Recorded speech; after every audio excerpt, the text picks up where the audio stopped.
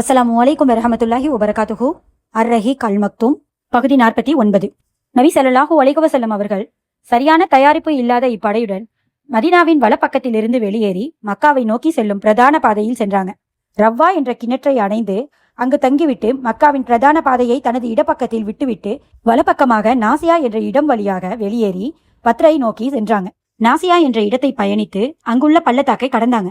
அந்த பள்ளத்தாக்கிற்கு பெயர் ரூஹ்கான் எனப்படும். அது நாசியா மற்றும் சஃப்ரா என்ற இடத்திற்கு மத்தியில் உள்ள பள்ளத்தாக்கு. பின்பு சஃப்ராவின் குறுகலான வழியாக சென்று சஃப்ராவை அடைந்தார்கள். சஃப்ரா என்ற இடத்தில் தங்கி பஸ்பஸ் இப்னு அமர் அல் ஜுஹனி, அதி இப்னு அபு சக்ஃபா அல் ஜுஹனி ரலியல்லாஹு அன்ஹு ஆகிய இருவரையும் பத்ர் பள்ளத்தாக்கிற்கு அனுப்பி குறைசிகளுடைய வியாபார கூட்டத்தின் செய்தியை துப்பறிந்து வருமாறு அனுப்பினார்கள்.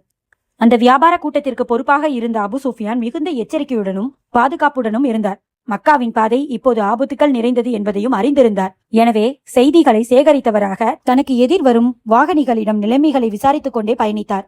அப்போது முகமது ஸல்லல்லாஹு அலைஹி வஸல்லம் அவர்கள் தங்களது தோழர்களை அழைத்துக் கொண்டிருந்த வியாபார கூட்டத்தை கைப்பற்ற புறப்பட்டு விட்டார்கள் என்ற செய்தி அபு சுஃபியானுக்கு கிடைத்தது.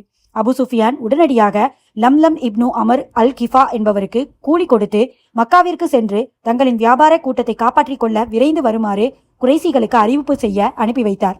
லம்லம் மக்காவிற்கு விரைந்து பத்னுல் வாதி என்ற இடத்தில் ஒட்டகத்தின் மீது நின்றவராக கூக்குரலிட்டார். மேலும் ஒட்டகத்தின் மூக்கை அறுத்து அதன் மேலுள்ள கசாவா பெட்டியையும் மாற்றியமைத்து தனது சட்டையையும் கிழித்துக் கொண்டார். பின்பு குறைசிகளே, வியாபார கூட்டம் அபு சுஃபியானுடன் வந்து கொண்டிருக்கும் செல்வங்களை முகமது தன் தோழர்களுடன் வழிமறிக்க கிளம்பிவிட்டார். அது உங்களுக்கு கிடைக்க வேண்டும் என்று நான் கருதவில்லை. உதவி, காப்பாற்றுங்கள் என்று உரக்க கத்தினார். இதை கேட்ட மக்காவாசிகள் அங்கும் இங்கும் ஓடலானார்கள். என்ன, முகம்மதும் அவரது தோழர்களும் எங்களது வியாபார கூட்டம் இப்னுல் ஹல் ரமியின் வியாபார கூட்டத்தை போன்று ஆகிவிடும் என்று எண்ணுகிறார்களா? ஒரு காலமும் அவ்வாறு ஆகாது. அல்லாஹுவின் மீது ஆணையாக அவர் எதிர்பார்க்காதது நடக்கப் போகிறது. அதை அவர் நன்கு அறிந்து கொள்வார் என்று பேசிக் கொண்டனர். மக்காவில் உள்ள அனைவரும் வெளியேற தயாரானார்கள்.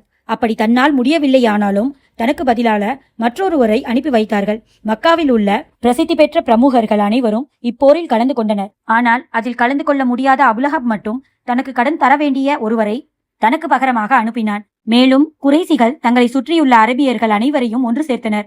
அதி கிளையினரை தவிர அனைத்து கூட்டத்தினரும் அதில் கலந்து கொண்டனர்.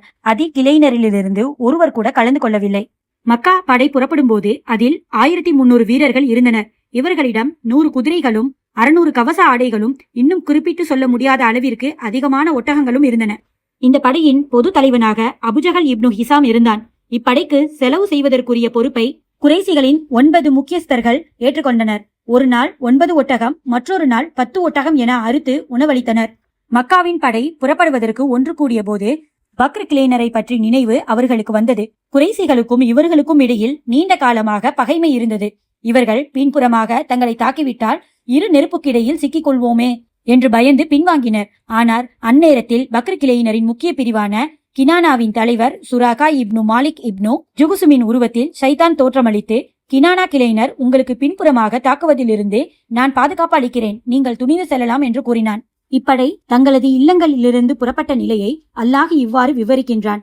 பெருமைக்காகவும் மனிதர்களுக்கு காண்பிப்பதற்காகவும் தங்கள் வீடுகளிலிருந்து முஸ்லிம்களை எதிர்க்க பத்ர் போருக்கு புறப்பட்டனர். மேலும் மக்களை அல்லாஹுடைய பாதையில் செல்வத்தை தடை செய்கின்றனர். அல் குர்ஆன் 8வது அத்தியாயம் 47வது வசனம். அல்லாஹுடனும் அவனுடைய தூதருடனும் போர் செய்வதற்காக தங்களது முழு தயாரிப்புடனும் ஆயுதங்களுடனும் புறப்பட்டனர். மேலும் முஸ்லிம்கள் தங்களது வியாபார கூட்டத்தை தாக்குவதற்கு துணிவு கொண்டதை பார்த்து மிகுந்த கோபத்துடனும் வெறியுடனும் புறப்பட்டனர். மிக விரைவாக பத்ரை நோக்கி மக்காவின் வடப்புற வழியாக பயணித்தனர். உஸ்வான் பள்ளத்தாக்கு, பிறகு குதைத், பிறகு ஜூஃபாவை அடைந்தனர். அது சமயம் அபு சுஃபியானிடமிருந்து புதிய தகவல் ஒன்று வந்தது. அதாவது, நீங்கள் உங்களது வியாபார கூட்டத்தையும் உங்களது செல்வங்களையும் ஆட்களையும் பாதுகாப்பதற்காகத்தான் மக்காவிலிருந்து புறப்பட்டீர்கள். அல்லாஹ் அவ அனைத்தையும் பாதுகாத்து விட்டான். ஆகவே நீங்கள் திரும்பி விடுங்கள் என்று அபு சுஃபியான் எழுதியிருந்தார். அபு சுஃபியானின் நிலைமையை பற்றி சிறிது பார்ப்போம். அபு சுஃபியான் மக்காவை நோக்கி பிரதான பாதையில் சென்று கொண்டிருந்தாலும் மிகவும் சுதாரிப்புடனும் நிலைமைகளை நன்கு அலசி ஆராய்ந்து கொண்டு தன்னுடைய வியாபார கூட்டத்தை வழிநடத்தி சென்றார். பத்ருக்கு அருகில் மஸ்ஜிதி இப்னு அம்ரை சந்தித்தார். அவரிடம் மதினாவின் படைகளை நீங்கள் பார்த்தீர்களா என்று விசாரித்தார். அதற்கவர், நான் இங்கு புதிதாக யாரையும் பார்க்கவில்லை. எனினும் 2 வாகனிகள் இந்த நீர் தடாகத்திற்கு அருகில் தங்களது ஒட்டகங்களை படுக்க வைத்தனர். பின்பு தங்களது தோல் பையில் தண்ணீரை நிரப்பிக் கொண்டனர். சிறிது நேரம் கழித்து அங்கிருந்து புறப்பட்டு சென்றனர் என்று கூறினார். இதை கேட்டவுடன் அபு சுஃபியான் அவர்கள் ஒட்டகங்களை படுக்க வைத்திருந்த இடத்திற்கு விரைந்தார். அந்த ஒட்டகங்களின் சாணங்களை கிளறி அதில் பேரித்த கொட்டைகள் இருப்பதை பார்த்தவுடன் அல்லாஹுவின் மீது ஆணையாக இது மதினாவாசிகளின் ஒட்டக உணவாகும் என்று கூறி தனது வியாபார கூட்டத்திடம் விரைந்து வந்து அதன் பயண திசையை மேற்கே கடற்கரை பகுதியை நோக்கி மாற்றினார். பத்ர் வழியாக மக்காவை நோக்கி செல்லும் பிரதான பாதையை இடது பக்கத்தில் விட்டுவிட்டார். தனது இந்த தந்திரத்தின் மூலம் மதினாவின் படையிடம் சிக்காமல் தப்பித்துக் கொண்டார்.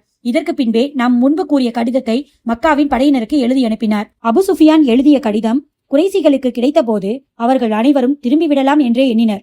ஆனால் குறைசிகளின் அட்டூழியக்காரன் அபுஜகல் கர்வத்துடன் அல்லாஹுவின் மீது ஆணையாக நாங்கள் திரும்ப மாட்டோம், நாங்கள் பத்ருக்கு செல்வோம், அங்கு 3 நாட்கள் தங்குவோம், ஒட்டகங்களை அரித்து சமைத்து சாப்பிடுவோம், மது அருந்துவோம், அடிமை பெண் இசைப்பாடுவர், எங்களை பற்றியும் எங்களது பயணத்தை பற்றியும் எங்கள் கூட்டத்தை பற்றியும் அரபிகள் கேள்விப்படுவார்கள், அதனால் எங்களை எப்பொழுதும் பயந்தே வாழ்வார்கள் என்று கூறினான். அபுஜகலுக்கு எதிராக அக்னஸ் இப்னு சரீக் திரும்பியே ஆக வேண்டும் என்று ஆலோசனை கூறினார். ஆனால் அவரது பேச்சை பலர் செவி மடுக்கவில்லை. இவருக்கு நண்பர்களாக இருந்த ஜுஹ்ரா கிளையினர் மட்டும் இவரது பேச்சுக்கு கட்டுப்பட்டனர். இந்த போரில் ஜுஹ்ராவினருக்கு அக்னஸ் தான் தலைவராக இருந்தார். எனவே ஜுஹ்ரா கிளையினரில் எவரும் போரில் கலந்து கொள்ளாமல் அக்னஸுடன் திரும்பிவிட்டனர். இவர்கள் ஏறக்குறைய 300 நபர்கள் இருந்தனர். பத்ரு போர் நடந்து முடிந்த பின் குறைசிகளுக்கு ஏற்பட்ட தோல்வியையும் நஷ்டத்தையும் பார்த்த ஜுஹ்ரா கிளையினர் அக்னஸின் ஆலோசனையை பெரிதும் மெச்சினர். அதற்கு பின் அக்னஸ் ஜுஹ்ராவனரிடம் மிகுந்த மதிப்புக்குரியவராகவும் கண்ணியத்திற்குரியவராகவும் என்றென்றும் இருந்தார். ஹாசிம் கிளையினரின் திரும்பிட நாடவே நாங்கள் திரும்பும் வரை நீங்கள் திரும்பக்கூடாது என அபுஜகல் அவர்களை பலவந்தமாக அழைத்துச் சென்றான். இவ்வாறு ஜுஹ்ரா கிளையினர் 300 பேர் போரிடாமல் திரும்பிடவே மீதமுள்ள 1000 பேர் கொண்ட படை பத்ரை நோக்கி கிளம்பியது. இவர்கள் தொடர்ந்து சென்று பத்ரு பள்ளத்தாக்கில் அல் உத்வத்துல் குஸ்வா என்ற மேட்டு பகுதிக்கு பின்னால் தங்கினார்கள். மதினா படையின் ஒற்றர்கள் நபி ஸல்லல்லாஹு அலைஹி வஸல்லம் அவர்கள் தஃபீரான் பள்ளத்தாக்கில் இருக்கும்போது அபு சுஃபியானின் வியாபார கூட்டம் மற்றும் மக்கா படை ஆகியவற்றின் நிலைமைகளை பற்றி செய்திகளை கொண்டு வந்தனர். ஒற்றர்கள் கூறிய செய்திகளை நன்கு ஆராய்ந்த பின் கண்டிப்பாக அபாயகரமான போரை சந்திக்காமல் இருக்க வாய்ப்பில்லை, மேலும் முழுமையாக வீரத்துடனும் துணிவுடனும் நிராகரிப்பவர்களை எதிர்த்தே ஆக வேண்டும் என்ற முடிவுக்கு நபி ஸல்லல்லாஹு அலைஹி வஸல்லம் அவர்கள் வந்தார்கள். மக்கா படைகளை எதிர்க்காமல் விட்டுவிட்டால் அந்த பகுதியில் அவர்கள் தங்களின் இராணுவ மற்றும் அரசியல் செல்வாக்கை நிலைநிறுத்தி விடுவார்கள். இதனால் முஸ்லிம்களுக்கு அந்த பகுதி மக்களிடம் கேவலமும் அவமானமும் ஏற்படலாம். இஸ்லாமிய அழைப்பு பணி தனது வலிமையை இழந்து விடலாம். இஸ்லாமின் மீது வெறுப்பு பகைமையும் கொண்ட ஒவ்வொருவரும் முஸ்லிம்களுக்கு தீங்கு செய்ய துணிவு கொள்ளலாம். இவற்றை கருத்தில் கொண்ட நபி ஸல்லல்லாஹு அலைஹி வஸல்லம் அவர்கள் மக்கா படையினரை எதிர்த்தே ஆக வேண்டும் என்ற உறுதியான முடிவுக்கு வந்தார்கள். முஸ்லிம்கள் சண்டையிடாமல் தங்களின் ஊருக்கு திரும்பி விடுவதால் மக்கா எதிரிகள் மதினா வரை படையெடுத்து வரமாட்டார்கள் என்பதற்கு எவ்வித உத்தரவாதமும் இல்லை.